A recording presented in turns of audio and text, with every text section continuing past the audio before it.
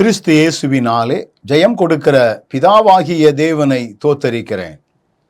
கிருபையாக இந்த நாளிலும் உங்களோடு ஆண்டவருடைய வார்த்தையை பகிர்ந்தளிப்பதற்கு ஆண்டவர் கொடுத்த மிகப்பெரிய சிலாக்கியத்திற்காக ஆண்டவருக்கு நான் நன்றி செலுத்துகிறேன்.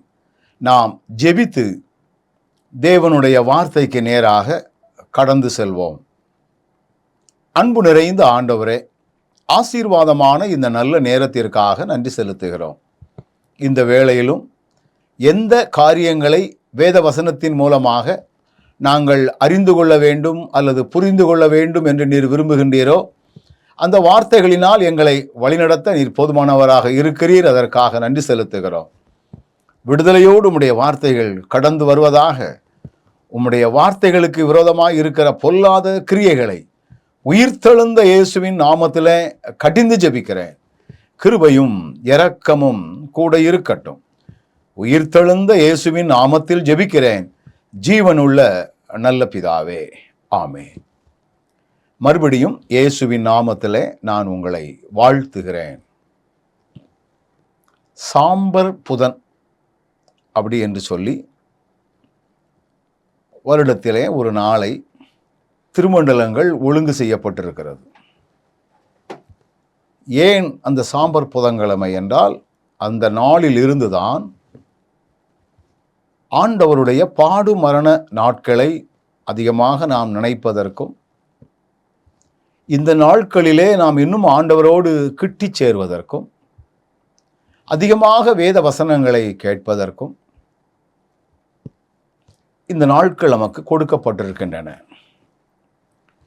இந்த நாட்களிலே அநேகர் பல்வேறு வகையான தீர்மானங்களை எடுப்பதுண்டு. அவர்களுடைய தீர்மானம் எப்படி இருக்கும் என்றால், நான் முகச்சவரன் செய்ய மாட்டேன், நான் பீடி சிகரெட் குடிக்க மாட்டேன் இந்த 40 நாளைக்கும், நான் கறி மீன் திங்க மாட்டேன், நான் தலையிலே பூ வைக்க மாட்டேன் என்று இப்படியெல்லாம் சிலர் ஒரு தீர்மானம் பண்ணி செயல்படுகிறது வழக்கமாக இருக்குது. இந்த நாட்கள் முடிந்த பிற்பாடு பழைய குருடி கதவை தர அப்படின்னு சொல்லி வாழ்க்கை மாறுகிறது. இந்த காலங்கள் நமக்கு எதற்காக கொடுக்கப்பட்டிருக்கிறது என்பதை நாம் அறிந்து கொள்ள வேண்டியது மிகவும் அவசியமான ஒன்று. இந்த காலங்களில் பார்த்தால் எங்கள் ஊர்களிலெல்லாம் ஒவ்வொரு வாரமும் ஒவ்வொரு தெருவிலே கூட்டம் நடக்கும்.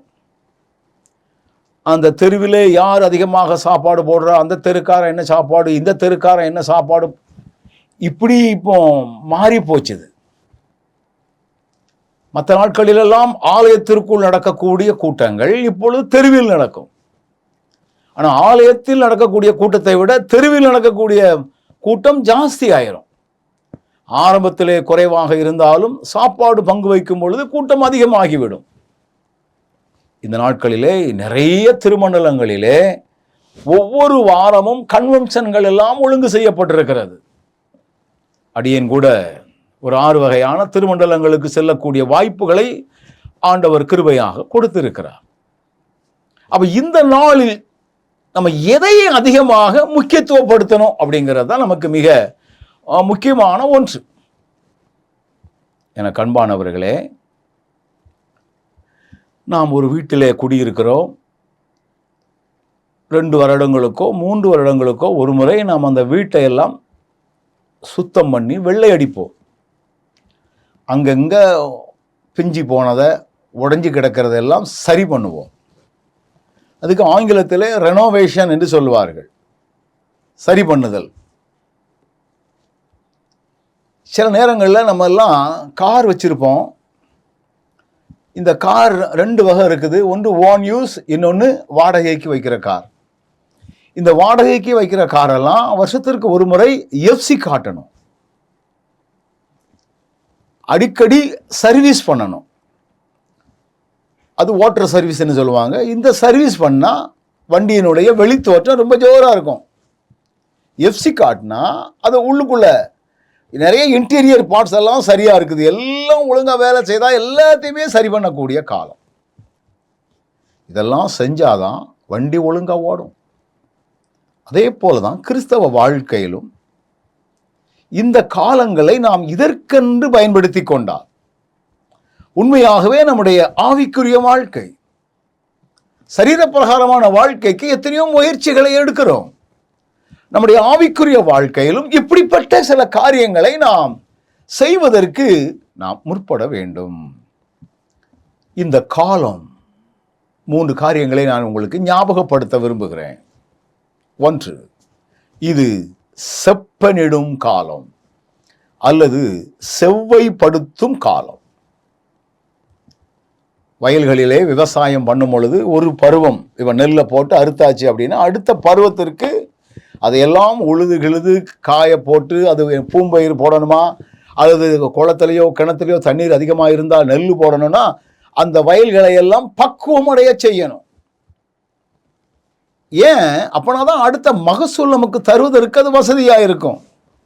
அப்ப இந்த காலம் செப்பனிடுகிற காலம். ஏன் அப்படின்னு சொல்லுகிறேன் என்றால், வேத வசனம் சொல்லுகிறது பாருங்கள். எரேமியா தீர்க்கதரிசியின் புஸ்தகம் 2வது அதிகாரம் 13ஆம் வசனம் இப்படி சொல்லுகிறது, என் ஜனங்கள் 2 தீமைகளை செய்தார்கள். ஜீவ தண்ணீர் ஊற்றாகிய என்னை விட்டு விட்டார்கள், தண்ணீர் நிற்காத தொட்டிகளை தங்களுக்கு வெட்டி கொண்டார்கள். ஆண்டவருடைய கம்ப்ளைண்ட், ஆண்டவருடைய வேதனை, ஆண்டவருடைய குற்றச்சாட்டு என்ன? ஆரம்பத்திலே சொல்லுகிறார், என் ஜனங்கள் 2 தீமைகளை செய்தார்கள். தீமைகளை சுட்டி காட்டுதல் என்பது வேறு, நான் தீமைகள் செய்கிறேனா என்பதை நானே கண்டுபிடித்தல் என்பது வேறு. ஆண்டவர் சொல்லக்கூடிய காரியத்தை பாருங்கள். அந்த 2 தீமைகள் என்ன? ஜீவ தண்ணீர் ஊற்றாகிய என்னை விட்டு விட்டார்கள். அதற்கு பதிலாக தண்ணீர் நிற்காத வெடிப்புள்ள தொட்டி. நான் 7 வயதாக இருக்கும் பொழுது என்னுடைய கிணத்திலே போய் மின்சார மோட்டாரை போடுவதற்கு போட்டால் தண்ணி வராது. அப்போ நாங்கள் என்ன செய்வோம்னா, அந்த தொட்டிக்கு பக்கத்திலேயே ஒரு அழகான, அதாவது கிணத்துக்கு பக்கத்தில் ஒரு தொட்டியை கட்டியிருப்போம். தண்ணி அதில் தான் விழும். அதில் தண்ணி நிறைய கிடக்கணும். அப்படின்னா தான் அந்த தண்ணியை கோரி பம்பில் ஊற்றணும். அது பிறகு நல்லியை திறக்கி பிறகு மோட்டர் போடுவோம். தொட்டியில வெடிப்பு வந்தால் தண்ணீர் நிற்காது. அப்போ என்ன செய்வோம்? கிணத்துல இருந்து தண்ணீரை இறைச்சி ஊற்றுவோம். அப்போ வெடிப்புள்ள தொட்டி, எங்க வெடிப்பு வந்து இருக்குது?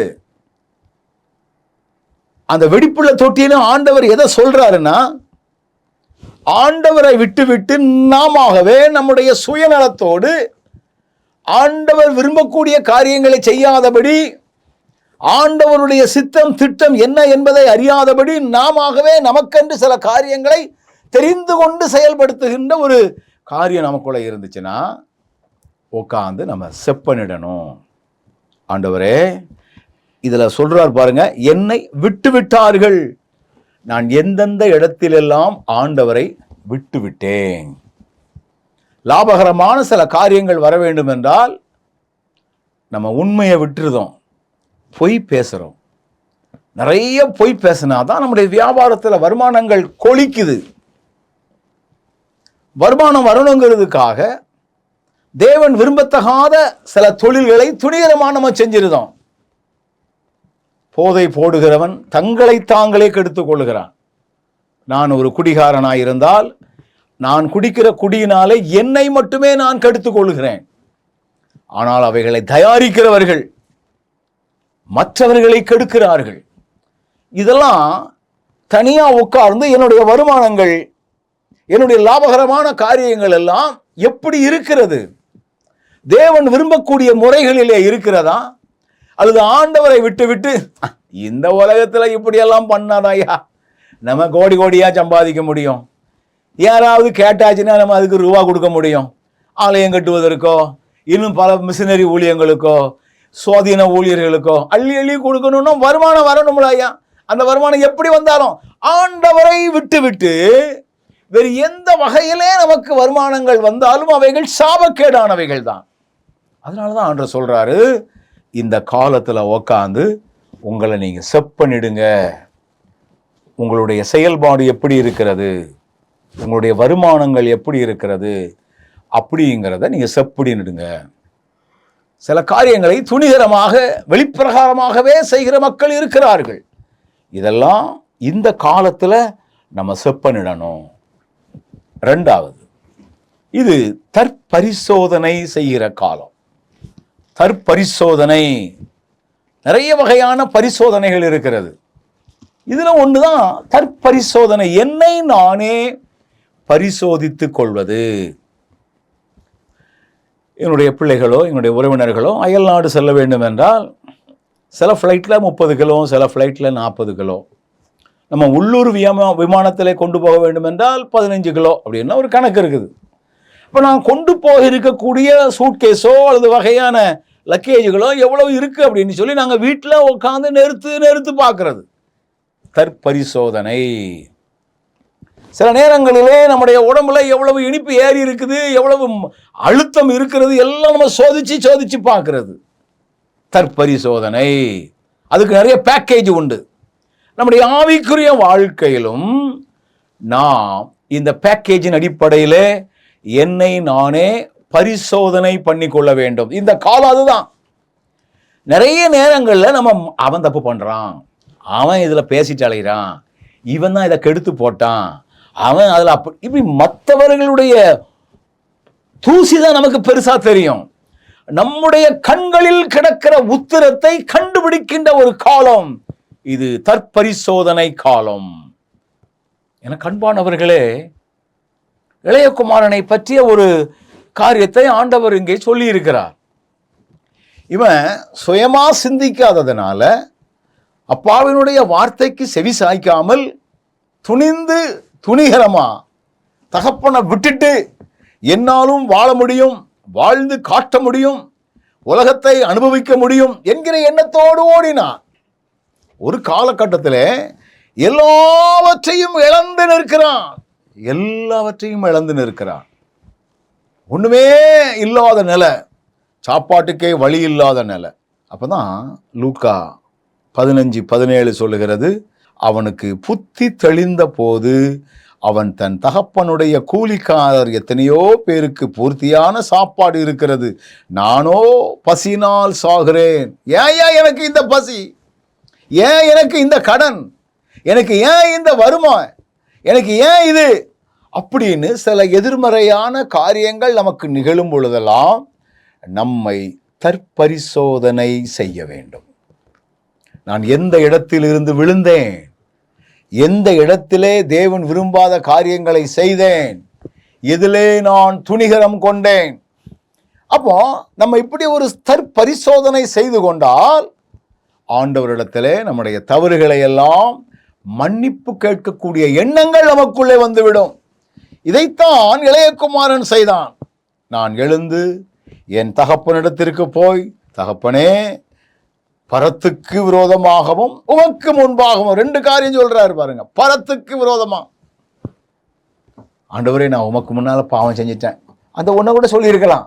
நோ, என்னை ஆண்டவரும் மன்னிக்கணும், என் தகப்பனும் மன்னிக்கணும் அப்படிங்கிற ஒரு எண்ணம் தான். இந்த தற்பரிசோதனையுடைய நிலைகள் என்ன, நம்மை நாமே ஆராய்ந்து பார்த்து என்னை எனக்கு காட்டும் ஆண்டவரே, ஆண்டவரே என்னை எனக்கு காட்டும். இந்த பரிசோதனையை நாம் எப்படி செய்வது? அதற்கு வேத வசனம்தான். வேத வசனத்தின் மூலமாகத்தான் நம்மை செப்பனிட்டுக் கொள்ளணும். வேதம் சொல்லுகிறது பாருங்கள், சாராயத்தை நாடி குடிக்கிறவனுக்கு ஐயோ அப்படின்னு சொல்லுகிறது. போதை போடுகிற ஒரு மனிதன் நிம்மதியா வாழ முடியாது. இன்னொரு இடத்துல வசனம் சொல்லுது, துன்மார்க்கனுக்கு சமாதானம் இல்லை. ஒருவேளை நீங்க அநியாயமான முறைகளிலே பணத்தினால எதையும் சாதிக்கலாம் என்கிற எண்ணத்திலே துணிகரம் கொண்டு செயல்படுவீர்களே என்றால் அவர்களை குறித்து வேதம் சொல்லுகிறது துன்மார்க்கர். அவங்க நிம்மதியா இருக்கவே முடியாது. அப்போ நம்முடைய நிம்மதியை உருக்குலைப்பதற்கு, நம்முடைய நிம்மதியை குலைப்பதற்குரிய காரியங்கள் என்ன? என்னை காட்டும் ஆண்டவரே. நான் என்னுடைய நிம்மதியை கெடுத்து போடக்கூடிய காரியங்கள், நான் துணிகரமாக செய்த காரியங்கள் என்ன என்பதை நீர் எனக்கு உணர்த்தும் ஆண்டவரே என்று நீங்கள் உங்களையே தற்பரிசோதனை பண்ணி பாருங்கள். நிச்சயமாகவே ஆண்டவர் ஆச்சரியமாய் நடத்துவார். ஒரு நாள் ஒரு சகோதரர் என்னோடு கூட பேசி கொண்டிருந்தார். ஆனால் முந்தியெல்லாம் யார் வந்தாலும் சரி வாய்க்கு வந்தபடி நான் ஏசிடுவேன், கோபப்பட்டுருவேன், எரிச்சல் அடைவேன். இவங்கிட்ட எவன் பேசுவான் என்று எல்லாருமே ஒதுங்க ஆரம்பிப்பார்கள். ஆனால் இப்போ என்னால் அப்படி பேச முடியல. காரணம் என்ன? நான் ஒவ்வொரு நாளும் ஆண்டவரே, நான் வாய் கொளறி பேசின காரியங்கள், கோபத்தில் பேசின காரியங்கள் அப்படின்னு நினைச்சு பார்த்தாலே நீ இதில் பொறுமையா போயிருக்கணும், நீ இதில் விட்டு கொடுத்துருக்கணும், நீ இதில் அன்பா இருந்திருக்கணும், நீ உன்னையவே திமிரா நினைச்சு அப்படின்னு சில எண்ணங்கள் வருகிறது. எனக்கு இருக்கிற சமாதானத்தை நான் இழந்து விடுகிறேன். அப்பதான் நான் ஒரு டிசிஷன் எடுத்தேன், தீர்மானம் எடுத்தேன். என்னையே அந்த உலகம் கோலன்னு சொன்னாலும் பரவாயில்ல ஆண்டவரே, நான் பொறுமையோடு இருக்கக்கூடிய கிருபை இது எப்போ வரும்னா தற்பரிசோதனை செய்யும் பொழுதுதான் வரும். அல்லனா அந்த ஐயரே அப்படி பேசுறாரு, இந்த பிஷப்பே இவ்வளவு டென்ஷனா இருக்கிறாரு, இவரே அப்படி செய்யறாரு, அப்படி இப்படின்னு மற்றவர்களோடு தங்களை ஒப்பிட்டு அவங்களை விட நான் பரவாயில்ல, அவங்க செய்கிற தப்பை விட நான் பரவாயில்ல அப்படிங்கிற ஒரு எண்ணம் தான் நமக்கு வரும். தற்பரிசோதனை செய்யக்கூடிய காலம் இது. அப்ப இந்த நாட்கள்ல தினந்தோறும் ஆண்டவருடைய பாதபடியிலே உட்கார்ந்து என்னை எனக்கு காட்டும் ஆண்டவரே, இன்னைக்கு நான் வாசிக்கக்கூடிய வேத பகுதியின் மூலமாக நீர் என்னோடு இடைபடும் ஆண்டவரே அப்படின்னு நம்ம கேட்க வேண்டியது ரொம்ப ரொம்ப அவசியம். ஆண்டவர் உணர்த்துகிறவர், ஆண்டவர் உணர்த்துகிறவர், ஆண்டவர் உணர்த்துகிறவர். அதனால தான் தாவீது சொல்லுகிறார், ஆண்டவரே என்னை உம்முடைய வசனத்தின்படி உணர்வுள்ளவனாக்கும் அப்படின்னு கேட்கிறார். எனக்கு அன்பானவர்களே, நம்மை செப்பனிட்டுக் கொள்வோம், நம்மை தற்பரிசோதனை பண்ணிக்கொள்வோம். அது மாத்திரமல்ல, இந்த காலம் துளிர்விடும் காலம். துளிர்விடும் காலம். மூங்கில் அப்படின்னு ஒரு மரம் இருக்குது. இந்த மரத்து பார்த்தீங்கன்னா இது எல்லாம் பருவம் செஞ்சாச்சுன்னா அது பூமிக்குள்ளேருந்து வெளியே வருவதற்கு சில ஆண்டுகள் ஆகுமா, சில ஆண்டுகள். அது வரைக்கும் முளைக்காததை போல தான் தெரியும்.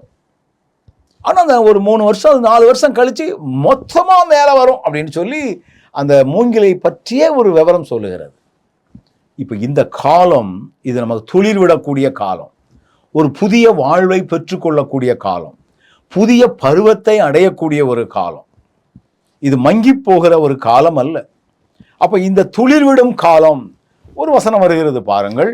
லூக்கா எழுதின சுவிசேஷம் 8வது அதிகாரம் 15வது வசனத்தை வாசித்து பார்த்தால், நல்ல நிலத்தில் விதைக்கப்பட்டவர்கள் வசனத்தை கேட்டு அதை உண்மையும் நன்மையுமான இருதயத்திலே காத்து பொறுமையுடனே பலன் கொடுக்கிறவர்களாய் இருக்கிறார்கள். நாம பலன் கொடுக்கணும் அப்படின்னா இந்த காலங்கள் நமக்கு துளிர்விடக்கூடிய காலம். நல்ல நிலத்தில் விதைக்கப்பட்ட விதைகளை போல பலன் கொடுக்கிற ஒரு காலமாக இதை மாற்றிக்கொள்ளணும். ஏன்னா நம்ம செப்பனிடுகிறோம், நம்ம பரிசோதனை பண்ணுகிறோம். சில நேரங்களில் விவசாய அலுவலகத்திலிருந்து நாங்களே வந்து உங்களுடைய நிலத்தை பரிசோதனை பண்ணி இந்த நிலத்திற்கு எந்த வகையான உரம் போட்டால் நல்லது, எந்த வகையான பயிர்களை இதில் செய்யலாம், எந்த வகையான மருந்து அடித்தா நல்லது அப்படிங்கிற ஒரு விளக்கத்தை கொடுப்பாங்க. அதனால் இந்த காலம் சரியானபடி நாம் ஆண்டவருக்கென்று பிரகாசம் பண்ணுவதற்கு, துளிர் விடுவதற்கு ஒரு காலம். இந்த காலத்தில் தான் அதிகமான நேரத்தை நாம் தேவனோடு செலவழிப்பதற்கு நம்மை பக்குவப்படுத்தி கொள்ள வேண்டும். இந்த காலங்களில் பெரும்பாலும் ஆண்டவர் நமக்கு சிலுவையின் மூலமாய் செய்து அல்லது உண்டாக்கி வைத்திருக்கிற காரியங்களை தியானிக்கின்ற ஒரு காலம். இதுக்கு பாடுமரண நாட்கள் என்று சொல்வார்கள், லெந்து காலம் என்று சொல்வார்கள், அல்லது தபசு காலம் என்று சொல்வார்கள். எனக்கு அன்பானவர்களே, இந்த காலத்தில் நீங்கள் ஆண்டவர் நமக்காக கல்வாரியிலே என்னத்தெல்லாம் உண்டாக்கி வச்சிருக்கிறாரு, அவர் என்னென்ன பாடுகள் பட்டிருக்கிறாரு, அவருக்கு எதிராக யார் யாரெல்லாம் என்னென்ன வகையான காரியங்கள் எல்லாம் செஞ்சிருக்கிறாங்க, இதையெல்லாம் எண்ணி பார்த்து என்னை பார்த்து நம்ம இன்னும் புதுப்பிக்கின்ற ஒரு காலமாக இது இருக்கிறது. என அன்பானவர்களே, ரொம்ப கவனத்தோடு நம்ம செயல்படுவோம். நான் ஒரு போதகரோடு பேசி கொண்டிருந்தேன். ஐயா, இந்த நாட்களிலே நீங்கள் எப்படிப்பட்ட காரியங்களை செய்வீர்கள் என்று கேட்கும் பொழுது அவர் சொன்னார், நான் இதை 40 நாட்களுக்குள்ள என்னுடைய சேகரத்தில் கீழ் இருக்கக்கூடிய அனைத்து மக்களுடைய வீடையும் நான் சந்தித்து விடுவேன். எல்லார்ட்டையும் நான் போய் அவங்க நலம்பலம் விசாரித்து ஜெபம் பண்ணிட்டு வந்துடுவேன். ஐயா, எனக்கு ரொம்ப ஆச்சரியமாக இருந்துச்சு. வருஷத்திற்கு ஒரு முறை கூட வீடுகளை சந்திக்காத போதகர்கள் பெருகி இருக்கக்கூடிய காலம். போன வாரம் ஒரு ஊருக்கு போயிருந்தேன். அப்போ, ஐயா நீங்கள் கொஞ்சம் கோயிலில் உட்காந்துருங்க, நாங்கள் அப்படியே 2 வீடு விசிட் பண்ணிட்டு வந்துருந்தோம் அப்படின்னு இந்த போதகர் சொன்னார். எனக்கு ரொம்ப ஆச்சரியமாக இருந்து, ஐயா இது வெள்ளிக்கிழமையாக இருக்கிறதுனால போகிறீங்களா அது என்னன்னு கேட்டேன். அவர் சொன்னார், இது என்னுடைய வழக்கம், தினம் காலையிலையும் சாயங்காலமும் நான் சபை வீடுகளை சந்திக்கிறேன். அது கொஞ்சம் வயது முதிர்ச்சியானவர். இப்போ உள்ள இளவட்டுகள் எல்லாம் அதை செய்வது ரொம்ப கஷ்டம். அப்ப இந்த காலங்கள் எந்த காலம்? இந்த துளிர்விடும் காலத்துல இன்னும் ஆண்டவருக்கு வேற என்ன வகையான காரியங்களை செய்யலாம், வேறு எதை செய்யலாம்? தேவன் உகந்தபடி இன்னைக்கு என்னுடைய பெயருக்காக, என்னுடைய பெயர் பிரஸ்தாபத்திற்காக நிறைய காரியங்களை செய்வதுண்டு. ஆனால் ஆண்டவருடைய மகிமைக்காக அந்த கல்வாரியினுடைய அன்பினால இழுக்கப்பட்டு செய்யக்கூடிய ஒரு காலமாக இந்த காலம் இருக்கணும். அப்போ அதிகமாக அவருடைய பாடுகள் எனக்காக, நான் பாவியா இருக்கையில் என் ஆண்டவரே எனக்காக இவ்வளோ பெரிய காரியங்களை செய்திருக்கிறாரே, அதற்கு ஈடு இணையாக நான் எதையும் செய்யலையே அப்படிங்கிற எண்ணங்களோடு நம்ம எதையாவது ஆண்டவருக்காக செய்வதற்கு நாம் துடித்து கொண்டிருக்கக்கூடிய மக்களாக நாம் இருக்க வேண்டும் என்று சொல்லி வேதம் சொல்லுகிறது. ஆண்டவர் இந்த ஆண்டிலே நமக்கு கொடுக்கப்பட்டிருக்கிற இந்த காலங்களை நாம் சரியாக பயன்படுத்தி கொள்வோம். அவங்களே செய்யலை, இவங்களே செய்யலை அப்படிங்கிறதை விட, ஆண்டவரே நான் என்னை செப்பனிடவும், என்னையே நான் தற்பரிசோதனை பண்ணிக்கொள்ளவும், நான் உமக்காக துளிர் விடுகிறவனாக காணப்படவும் நீர் எங்களுக்கு கிருபை தந்தருளும் ஆண்டவரே. நிறைய இடத்துல ட்ரைனிங் பீரியட் என்று ஒன்று வைப்பார்கள். அந்த ட்ரைனிங் பீரியட் முடிஞ்ச உடனே அவரோட ப்ராக்டிக்கலாக என்னெல்லாம் அவங்க ட்ரைனிங்கில் கற்றுக்கொண்டார்களோ அதை வெளியே போய் அதை என்ன செய்யணும், செயல்படுத்தணும். அப்போ இந்த காலங்கள் ஆண்டவருடைய பாதபடியில் எப்படி கோழி அடை காக்கிறதோ அதே போல அவருடைய பாதபடியில் அதிகமான நேரத்தை செலவழிக்கின்றவர்களாக, வேதத்தின் ரகசியங்களை ஆராய்ந்து பார்க்கின்றவர்களாக, ஆண்டவரோடு அதிகமான உறவுகளை வைத்து கொள்கிறவர்களாக நம்மை மாற்றிக்கொள்ள வேண்டும். இதுதான். நீங்கள் மற்றது நீங்கள் சாப்பிட்றீங்களோ சாப்பிடலையோ, ஒரு தடவை டிஜிஎஸ் அவர்கள் தங்களுடைய செய்தியிலே சொன்னார், ஒரு பெரிய வெள்ளிக்கிழமை அன்று அவர் பிரசங்கம் பண்ணும் பொழுது, இன்னைக்கு ஒரு அருமையான பிரியாணியை நான் சாப்பிட்டுட்டு வந்திருக்கிறேன் என்று சொன்னார். உணவுகள் முக்கியம், உள்ளே போகிறது முக்கியம் கிடையாது. அதானா இந்த காலங்களில் எதுக்கு நம்ம முக்கியத்துவம் கொடுக்குறோம், எதை அதிகமாக நம்ம செய்கிறோம், எவைகளுக்காக நம்ம ஓடிக்கிட்டு இருக்கிறோம், இவைகளையெல்லாம் நாம் கருத்தில் கொண்டு நாம் செயல்பட ஆண்டவர் நம்மை அழைக்கிறார். அதனால தான் ஒரு இடத்துல ஆண்டவர் சொல்றாரு, உனக்கு கிடைத்த இந்த நாளிலாயிலும், உனக்கு கிடைத்த இந்த நாளிலாயிலும் எருசலேம் தேவாலயத்தை பார்த்து, எருசலேம் நகரத்தாரை பார்த்து ஆண்டவர் சொல்லுகிற ஒரு காரியம். அப்ப இவைகளையெல்லாம் வேதத்தின் மூலமாக நாம் ஆராய்ந்து, ஆண்டவரே நாங்கள் கவனத்தோடு உம்மை சேவிக்கிறவர்களாய் நீர் எங்களை உருவாக்கும் ஆண்டவரே என்கிற சிந்தையோடு கூட இந்த காலத்தை நான் பயன்படுத்தி கொள்வோம். இந்த காலங்களை பிரயோஜனப்படுத்தி கொள்வோம். இது செப்பனிடும் காலம், இது தற்பரிசோதனை செய்யும் காலம், இது துளிர் விடும் காலம். கண்களை மூடுவோமா? Thank you Jesus. நல்ல ஆண்டவரே, இந்த அருமையான வேலைக்காக நாங்கள் உமக்கு நன்றி செலுத்துகிறோம். பாடு மரண நாட்கள் என்று சொல்லக்கூடிய இந்த காலங்களை நிறைய பேர் பிரத்யேகமாய் வெவ்வேறு வகையான முறைகளிலே ஆசரிக்கின்றார்கள். ஆனால் நீர் எங்களுக்கு கற்றுக் கொடுத்ததோ, உன்னைய நீ சரி செய்யி, உன்னை நீயே சோதிச்சு பாரு, நீ ஆண்டவருக்காக துளிர் விடு அப்படின்னு எங்களுக்கு கற்றுக் கொடுத்திருக்கிறீர். இதை செயல்படுத்துகின்றவர்களாக நீர் ஒவ்வொருவரையும் உருவாக்கி அருளும்படியாய் நாங்கள் ஜெபிக்கிறோம். ஆண்டவர் எனக்கு என்ன தந்துட்டாரு, என்ன செஞ்சிட்டாரு என்கிற கேள்விகள் நிறைய இருக்குது. ஆனா இந்த காலம், நீர் எங்களுக்காக செய்த தியாகங்கள், நீர் எங்களுக்காக பட்ட பாடுகள், எங்களுக்காக சிந்தின இரத்தங்கள், இவைகளை அதிகமாக நினைத்து நினைத்து நான் பாவியா இருக்கையில் என் மேலே இவ்வளவு பெரிய அன்பை செலுத்தி இருக்கிறாரே, இந்த உணர்வோடு அந்த அன்பின் அடிப்படையிலே நாங்கள் உமக்காக ஓடுகின்ற மக்களாய் தொடர்ந்து நீர் எங்களை காத்துக்கொள்ள போதுமானவராக இருக்கிறீர். அதற்காக நன்றி செலுத்துகிறோம். வார்த்தைகளை கேட்ட உம்முடைய பிள்ளைகள் ஒவ்வொருவரையும் உயிர்த்தெழுந்த இயேசுவின் நாமத்தில் ஆசீர்வதித்து ஜெபிக்கிறேன். தொடர்ந்து நடத்தும், காத்துக்கொள்ளும். துதி, கனம், மகிமை எல்லாம் உமக்கே செலுத்துகிறோம். உயிர்த்தெழுந்த இயேசுவின் நாமத்தில் ஜெபிக்கிறேன் நல்ல பிதாவே, ஆமென்.